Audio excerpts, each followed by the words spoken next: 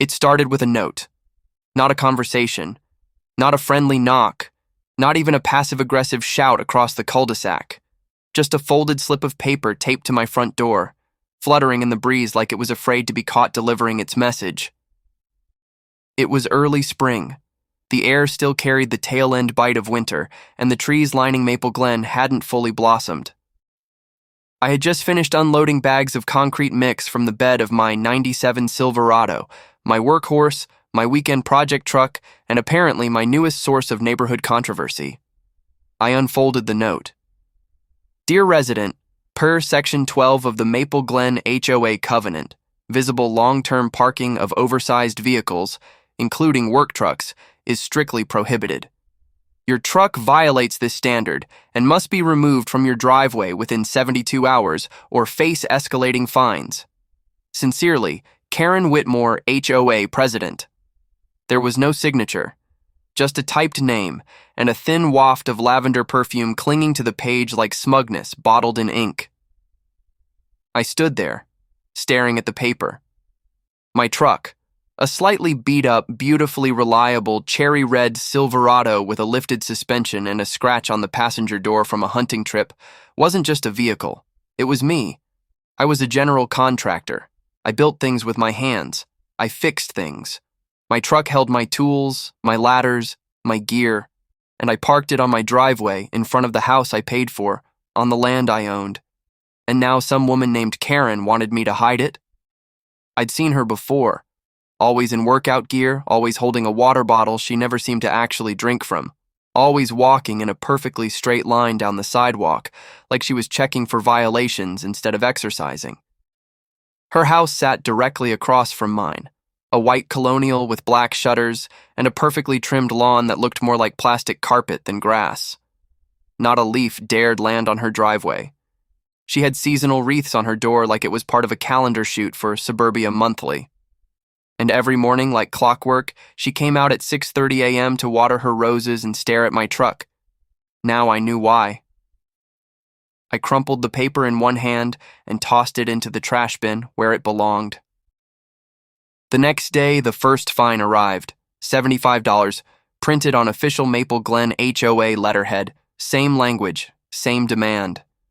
Truck in violation of aesthetic standards, must be moved. I called the HOA hotline. It went straight to voicemail. I emailed the address listed on the notice. No response.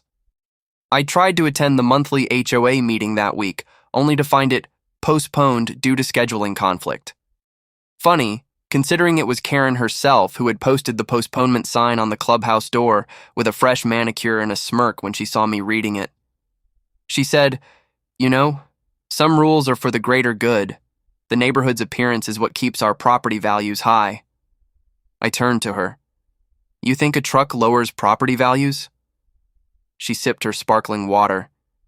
"It gives the wrong impression." I looked over her shoulder at her driveway, empty, clean, sterile, like no one actually lived there. Impression of what? That people here work for a living? Her smile tightened. "Rules are rules, Mr. Langston. You agreed to them when you bought your home." And with that, she walked away. I didn't move the truck, not because I was stubborn, but because I wasn't going to let some HOA Napoleon tell me how to live. I had been through worse than Karen Whitmore in my life. I dealt with busted contracts, crooked site inspectors, even a hurricane that wiped out half a project I'd spent months building. You don't survive stuff like that by bending to a woman with a clipboard. But the HOA didn't stop. The fines escalated. $75, $150, $300. Each notice came with firmer language. Each one threatened potential lien placement and community enforcement review. They were trying to bleed me dry, force me into submission, make it so expensive to keep my truck in the driveway that I'd either cave or pay someone to store it in a lot 20 minutes away. It wasn't about rules. It was about control. Greg was the first to speak up. He lived 2 doors down, a retired Navy guy with a gray beard and an old base boat parked behind his fence. He stopped me one morning while I was checking my mailbox. "You get one of those letters too?" he asked. I nodded. "Yeah, for my truck." He chuckled bitterly. She tried to fine me last year for having wind chimes. No kidding? Swore they were a noise violation. Said they disturbed the peace. We both looked toward her house. Curtains twitched. The roses stared like sentinels. Seems like she's got it out for you now, Greg said. What are you gonna do? I exhaled. Haven't decided yet, but I'm not backing down. He slapped me on the shoulder. Good. Let me know if you need backup. A week later, things escalated. I came home from a job site, covered in sawdust and sweat, only to find a neon orange sticker plastered across my windshield. Final warning. Vehicle in violation. HOA enforcement imminent. They'd crossed the line. It wasn't just a letter anymore. It wasn't passive-aggressive. It was a threat. I peeled the sticker off and stormed across the street. Karen was trimming her rose bushes in gardening gloves like the queen of suburbia. What the hell is this? I asked, holding up the sticker. She didn't flinch. It's a final warning. You touch my truck again, I'll file a police report. Her gloves paused mid-snip. It's within HOA policy. I took a step closer. You don't touch someone's property. That's not policy. That's vandalism. She smiled, calm as ever. I'm simply enforcing community standards. No, you're harassing me, and I'm done playing nice. She pulled off her gloves and met my eyes. I warned you, Jack. This community has rules. You can either follow them or leave. That night, I didn't sleep. I sat in the garage, staring at my truck, rage simmering like a pressure cooker. This wasn't just about me anymore. It was about everyone in the neighborhood Karen had bullied, fined, or pushed around. She hid behind standards, but all she wanted was control, and no one had ever stood up to her before. But I would. Not with violence, not with screaming, with strategy, the kind of strategy that made you untouchable. The next morning, I filed a public records request with the county zoning office. I asked for every parcel of land on my block, every easement, every right-of-way, and every inch of unincorporated green space. Then I requested a copy of the HOA bylaws. Not the glossy brochure version, the full charter, the one they didn't hand out with welcome baskets. And over the next 2 weeks, between job sites and tool runs, I became a man possessed. I read legal codes, zoning exceptions, use variances, and quiet title claims. I found loopholes, exploitable language, outdated clauses that contradicted newer amendments. I highlighted, bookmarked, annotated. And then, I found it. A single sentence buried in Article 9, Section C of the HOA Charter. HOA jurisdiction shall not extend to city-owned lots or easements not explicitly deeded to the association. Meaning, if I could get the city to grant me access to a non-HOA lot, I could park whatever I wanted there, and I knew just the place. There was a stretch of unused green space just down the road. City-owned, zoned buffer land, adjacent to the sidewalk near Karen's house but technically public. Untouched.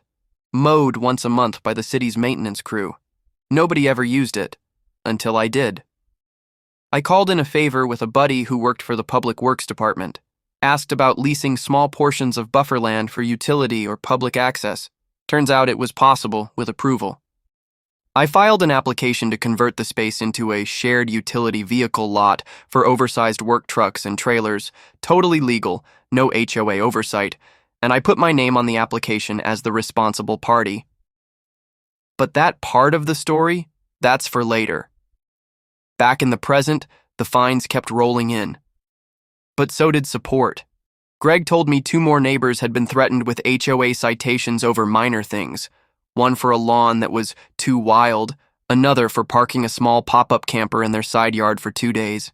People were getting fed up. So I made a decision. I wasn't going to fight this quietly. One Saturday morning, I made flyers.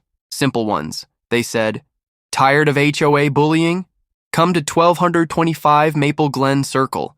Saturday, 5 p.m. Let's talk." I posted them in mailboxes, slipped them under doormats, stuck a few on telephone poles.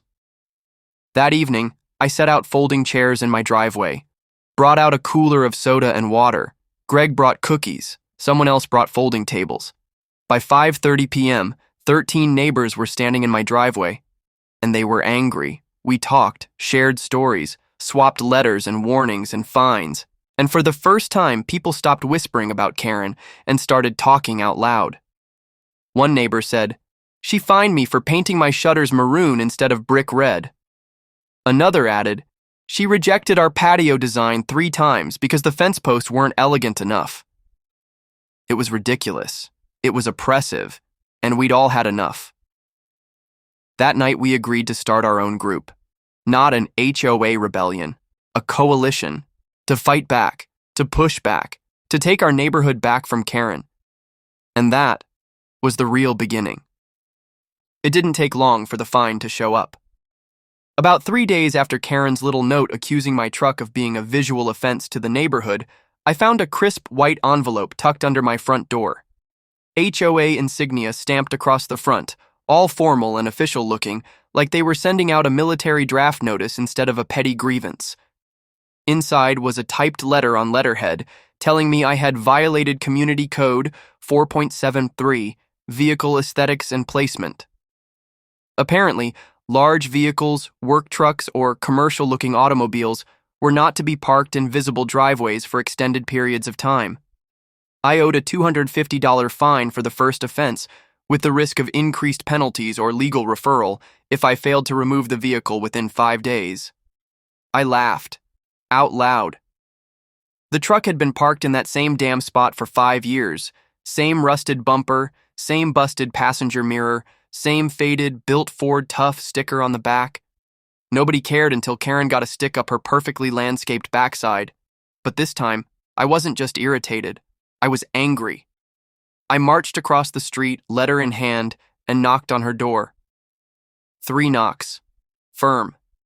Deliberate.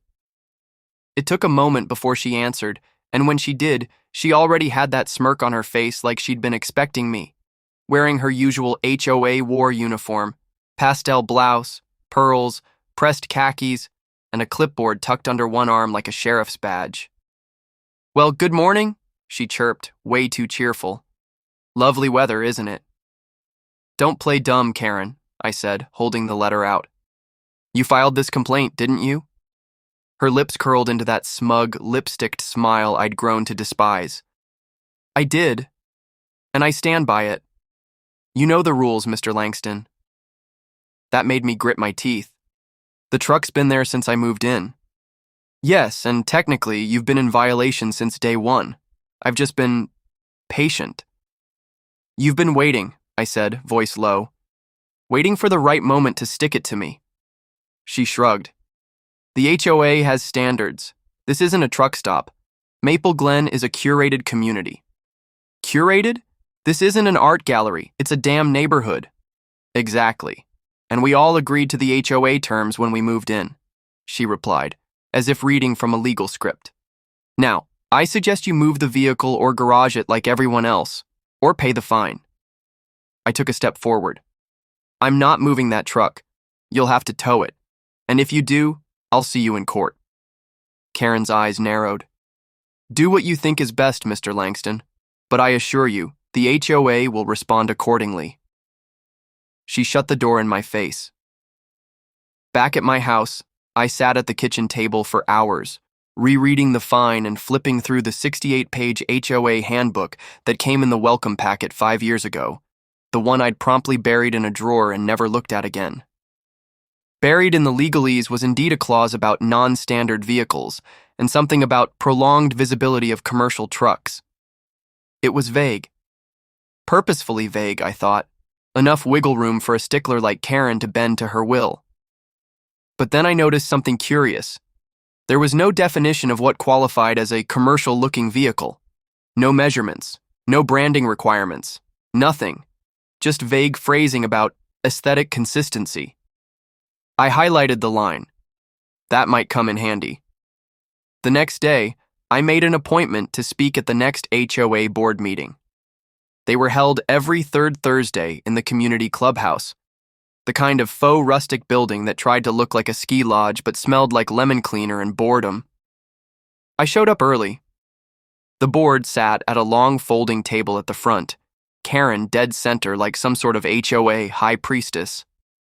The other 4 board members were regular folks, most of them probably roped into their positions because no one else volunteered. They looked half asleep, except for Karen, who was seated upright with a binder full of neighborhood complaints like a prosecutor going to trial. When my name was called, I stood. My name's Jack Langston. I've lived at 209 Briarwood Lane for 5 years. I'm here about the complaint filed against me regarding my truck. Karen cut in immediately. Mr. Langston, this board has already reviewed your violation and issued the fine. Unless you have new documentation, the ruling stands. I do have something to say, I said, gripping my copy of the handbook.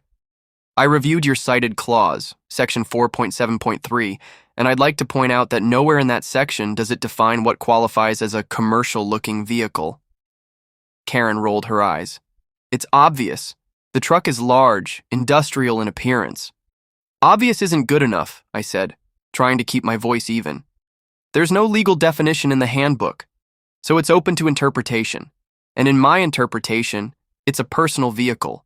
No business logos, no ladders, no company name, just a truck. A pause. One of the other board members, a gray-haired man with thick glasses named Gary, cleared his throat. Do you use the truck for work? He asked. No, sir. I work remotely. It's just for errands, trips, and personal use. Karen stiffened. It's oversized. It doesn't fit the community image. With respect, I said, that's not a reason to fine someone. More silence. The room was split. I could tell Karen was losing grip of the narrative. She had planned on an easy win, just one more petty victory in a long career of suburban tyranny. But I wasn't playing her game. You're setting a dangerous precedent, I added. If you can fine me for something you don't clearly define, then what's next? Banning blue sedans because they clash with someone's flowers? A chuckle came from the back of the room. A few residents were watching, curious how this would play out. Karen slammed her pen down. We'll take this under advisement. And that was it. They didn't revoke the fine, but they didn't enforce it either. For now, it was in limbo. I left the clubhouse with no resolution, just a simmering frustration in my chest. Over the next week, Karen escalated. She sent another letter, this one more aggressive, saying that further non-compliance would result in lien placement. She cited imaginary bylaws, exaggerated claims, and even included grainy photos of my truck taken from across the street. She was watching me, documenting everything. The final straw came when I woke up to find a bright yellow sticker slapped on my windshield. It read, Violation Notice, Unauthorized Vehicle, Subject to Tow. That wasn't from the city. That was from her. She'd made her own damn stickers. I peeled it off slowly, staring at her house the entire time. She was probably watching from behind those plantation shutters. I knew what this was about. This wasn't about the truck. This was personal. I'd embarrassed her at the meeting. I'd pushed back, challenged her authority. And Karen wasn't the kind of person who took that lightly. She had to win, had to dominate, had to set an example. I decided then and there, I wasn't going to play defense anymore. She wanted a battle?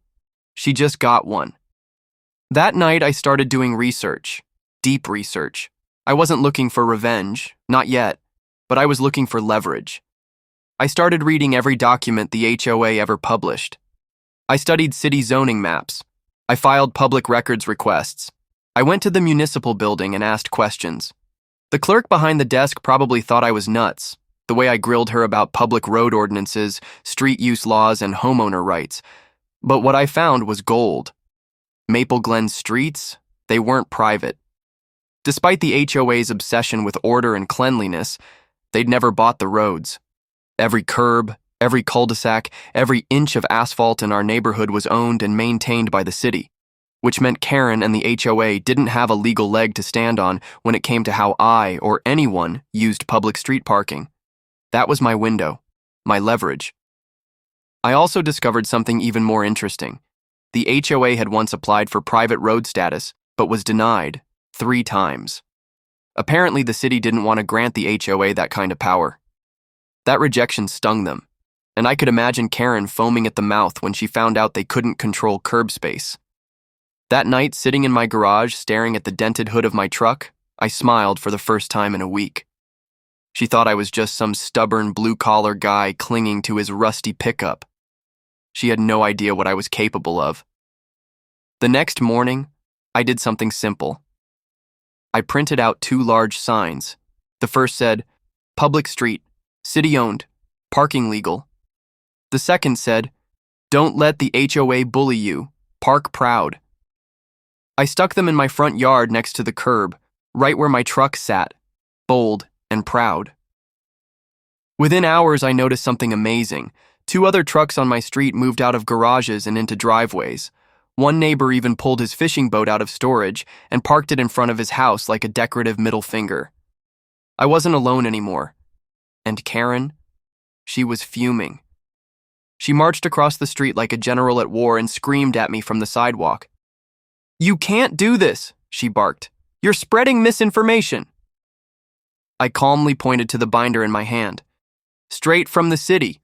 Public roads. Want to call them?" She did. I knew she would. 2 days later, I saw her on the phone in her front yard, pacing in angry circles. When the city told her what I already knew, she looked like she was about to pop a blood vessel. I had turned the tide. This wasn't about one truck anymore. This was about principle, about freedom from a petty tyrant.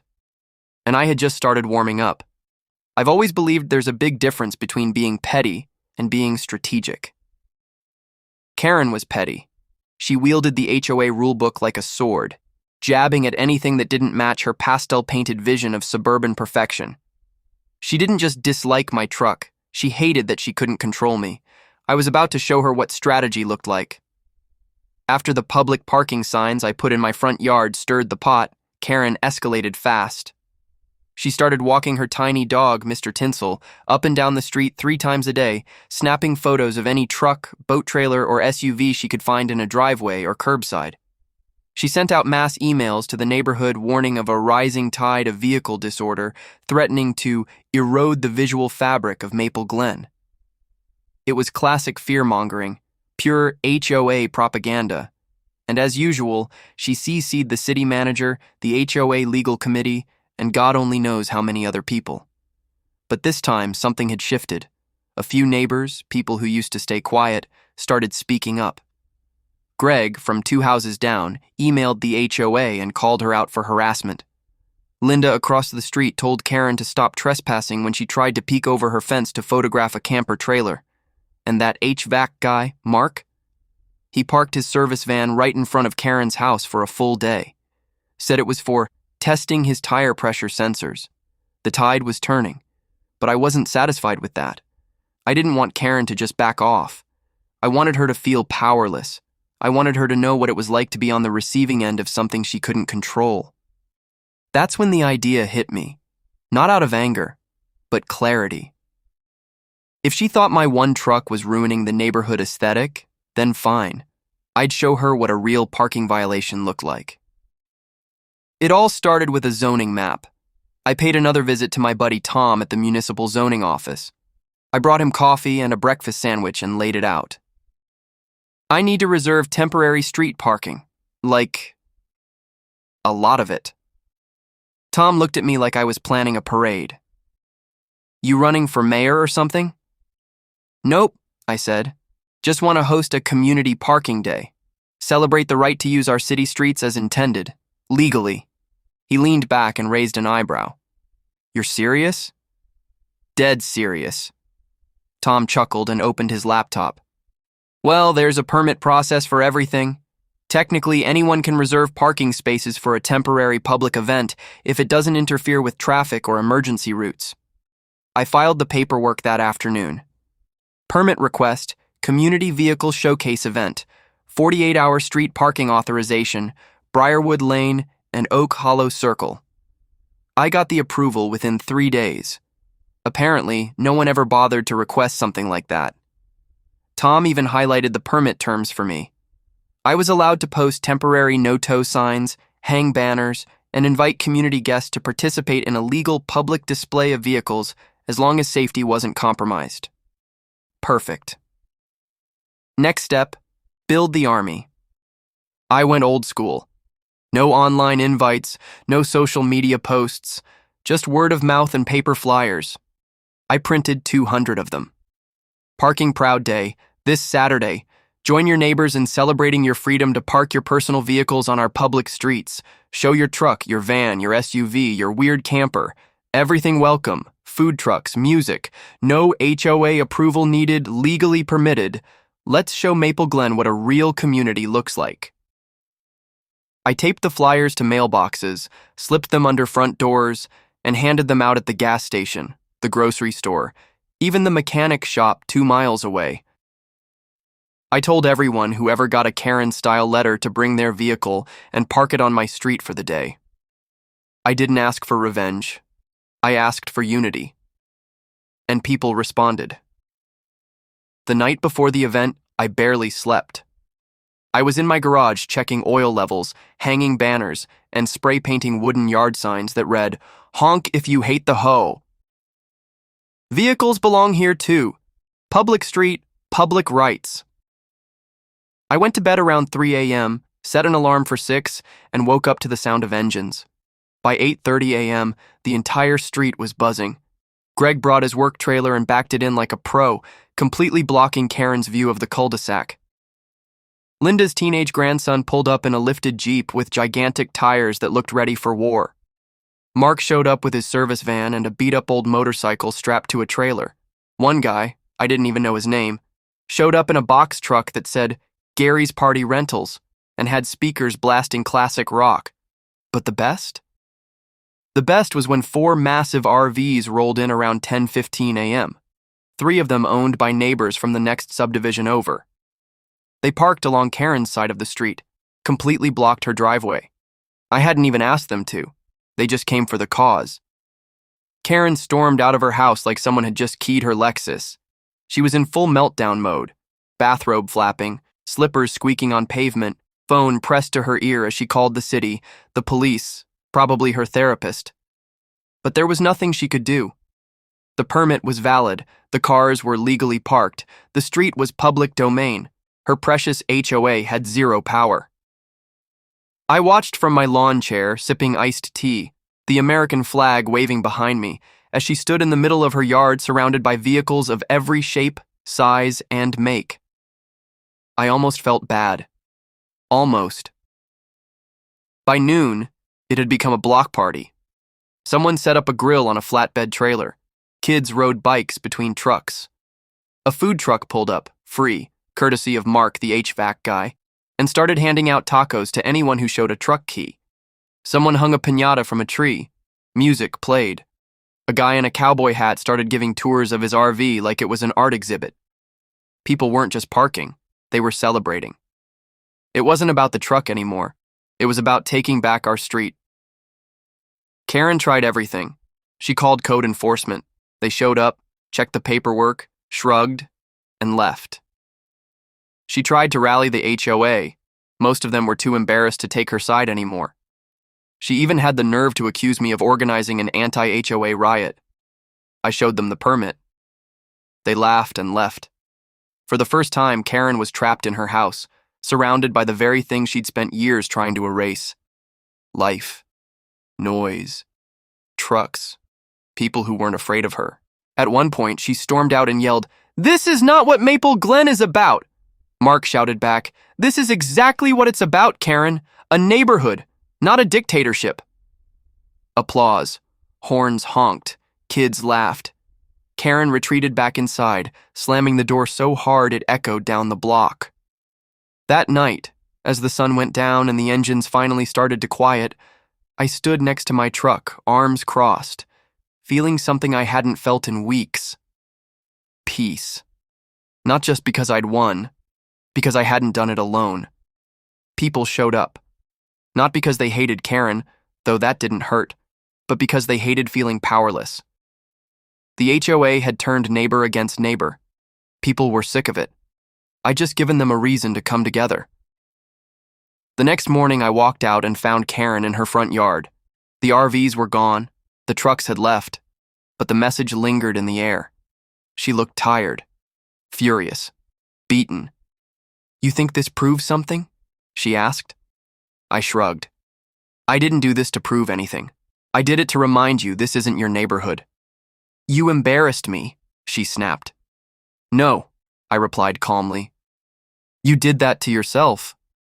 And with that, I got in my truck, backed it into my driveway, and left it there, right where it had always been.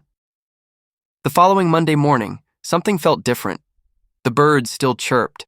The sun still rose over Maple Glen's tidy rooftops, but the air had a hum to it, a stillness like the neighborhood was holding its breath. Maybe it was the aftermath of the storm I'd helped create, a quiet recognition that things weren't going back to how they were. And right across the street, behind the curtain of her Southern-style windows, Karen Whitmore was stewing. I hadn't seen her since the parking protest. After her front yard tantrum and that final bitter scream, she'd disappeared like a dictator after a coup. Her driveway stayed spotless. No Mr. Tinsel, no porch watering sessions, no clipboard walks of shame, just silence. I figured she was regrouping, plotting, filing a 17-page complaint to some HOA oversight board, probably begging them to revoke my parking day permit retroactively. But I had one last move left to play, the final checkmate.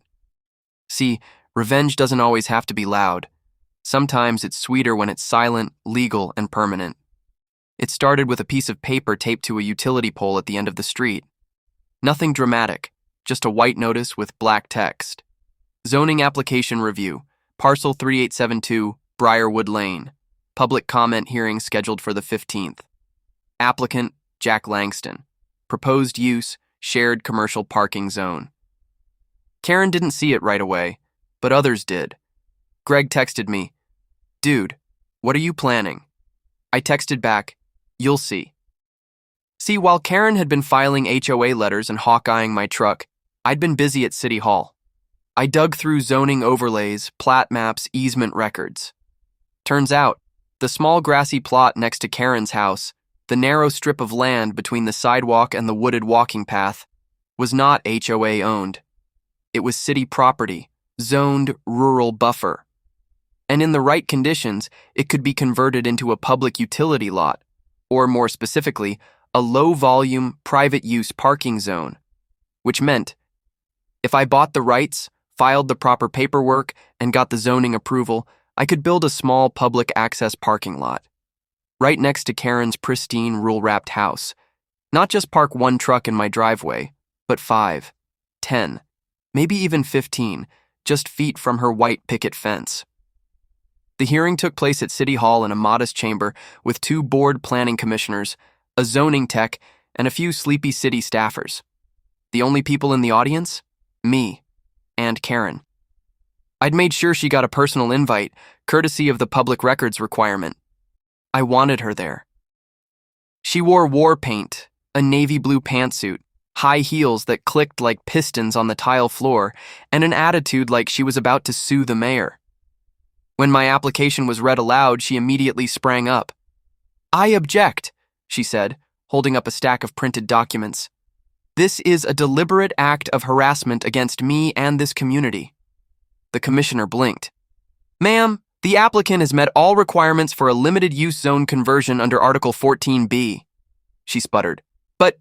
But he has a record of instigating civil disruption." I raised my hand. "May I respond?" The commissioner nodded. I stood calmly, voice even. "I'm requesting use of this land as a permitted private lot. Fully legal, compliant, low impact. I'll maintain it myself. No signage, no commercial activity. Just a few spots for folks with oversized vehicles who don't want to get bullied by their HOA." Karen interjected again. "This will ruin the neighborhood." The zoning tech looked over his glasses. "The neighborhood doesn't own the land, ma'am. The city does." It was beautiful. Karen looked like someone had just told her her flower bed was being turned into a waste facility, but she had no legal standing. None. Her HOA power meant nothing in that room. They approved the zoning application on the spot. 3 weeks later, construction began. Not major work, just a small gravel lot, no more than 40 feet long, enough for 6 vehicles. I hired a local contractor to level the land, install a privacy hedge, and lay down fresh gravel with rubber wheel stops. A little wooden sign on the front read, "Community oversized vehicle lot, free use, no HOA enforcement jurisdiction." It was clean, simple, legal, and it was directly next to Karen's house. Every morning when she stepped outside to check her mail or walk her dog, she saw a rotating cast of work vans, lifted trucks, jeeps, utility trailers, and campers, all parked peacefully, engines silent, tires clean, rules followed, and none of it was her business. The best part, it became a beacon. People from nearby streets started using the lot too. Folks who had been hiding their boats and trucks miles away finally had somewhere safe to leave them without worrying about an anonymous HOA citation. And Karen? She couldn't touch it. She tried. She filed a city noise complaint. Denied. A visual disruption notice. Denied. She even tried to report it as an illegal junkyard. Laughed out of the office. Every email she sent became more frantic, more desperate. The city sent an inspector. He found nothing wrong. Her last letter to the HOA board ended with the words, "I feel like I'm being persecuted in my own neighborhood." Greg forwarded it to me.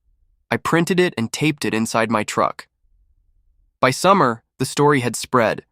A small local newspaper wrote a piece called, "Man Builds Legal Parking Lot to Fight HOA Harassment." They used a picture of my truck in front of the sign. I wasn't smiling, but you could tell I was satisfied. Online, the article went semi-viral. People in Facebook groups from all across the country shared it. Comments poured in like, "This guy is a legend. We need more people like him standing up to HOA tyranny. I didn't know this was legal. I'm gonna build one too." Karen must have seen it. I imagine her sitting in her living room, clutching her iPad, scrolling through hundreds of cheering comments. I imagine her teeth grinding. I imagine her fury, and I smile every time.